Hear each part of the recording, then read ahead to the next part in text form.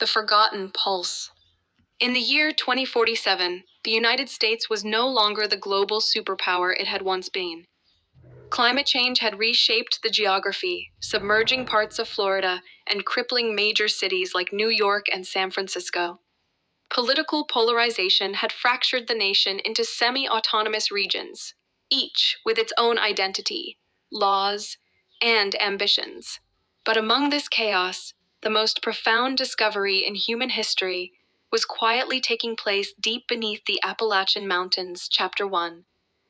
The signal Dr. Ellis Monroe, a reclusive geophysicist, had spent the last decade studying the unusual electromagnetic signals emanating from the Earth's crust in the Appalachian region. Most of her colleagues dismissed her findings as noise interference from old mining equipment or natural geological activity. But Ellis was convinced it was something more. The signal wasn't random. It was rhythmic, almost like a pulse, one rainy evening. While analyzing patterns from her latest batch of data, Ellis noticed something chilling. The signal wasn't just regular, it was accelerating. It pulsed faster and faster, almost like a heartbeat. She triangulated its source to a cavern buried miles below the surface, a place no human had ever reached, desperate for funding to explore the site. Ellis turned to an unlikely source: the Eastern Federation, the autonomous coalition of states that had claimed independence from the U.S. government. Though wary of their nationalist agenda, Ellis agreed to their terms. She'd share the discovery with them in exchange for the resources to drill into the Earth's crust. Chapter 2. The descent. A six-person team was assembled, including Ellis, a combat engineer named Marcus Hayes, a linguist named Dr. Alina Vega, and 3 Federation operatives whose motives were far from scientific. The mission was simple: descend into the cavern and determine the source of the pulse. The drilling operation took weeks.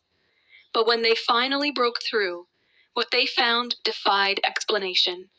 The cavern was massive, stretching for miles in every direction, illuminated by bioluminescent crystals embedded in the rock. In the center of the cavern stood a structure, a monolithic black obelisk, perfectly smooth and humming with the pulse.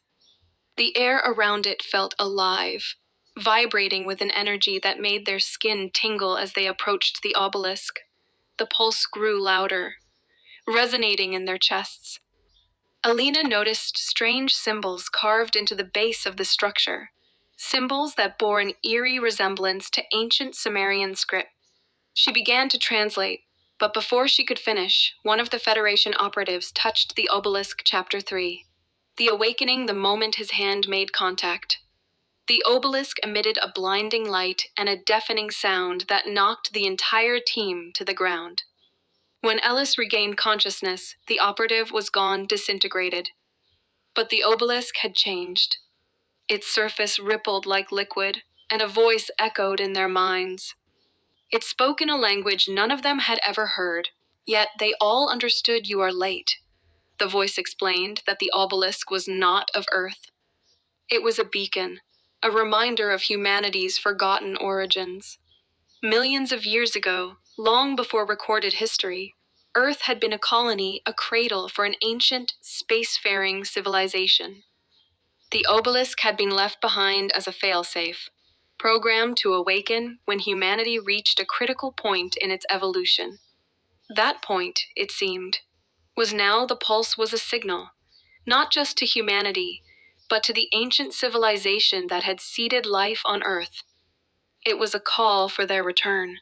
But the obelisk also issued a warning. The returning civilization might not view humanity as their equals. They might see Earth's inhabitants as a failed experiment, a species unworthy of the gift of life. Chapter 4. The divide. The team was divided. Ellis believed the obelisk represented an opportunity for humanity to unite and prepare for first contact. Marcus, the combat engineer, was more skeptical, fearing the return of a technologically superior species could mean the end of human freedom. The Federation operatives, however, saw the obelisk as a weapon. a way to consolidate power and dominate the fractured United States as tensions rose. The pulse grew stronger, spreading across the globe. People everywhere began experiencing vivid dreams of alien landscapes and ancient cities. Some saw these visions as a sign of hope, while others descended into paranoia and chaos. The world's governments scrambled to respond, but with no central authority, coordination was impossible, Ellis, and Marcus decided to sabotage the obelisk to prevent the Federation from using it for their own purposes. But when they attempted to disable it, the obelisk reacted violently, projecting their minds into a shared vision of Earth's distant past. They saw the ancient civilization that had created humanity beings of immense power and intellect, but also arrogance. They witnessed the cataclysm that had wiped them out, a result of their own hubris when the vision ended. Ellis realized the truth. The obelisk wasn't just a beacon, it was a test.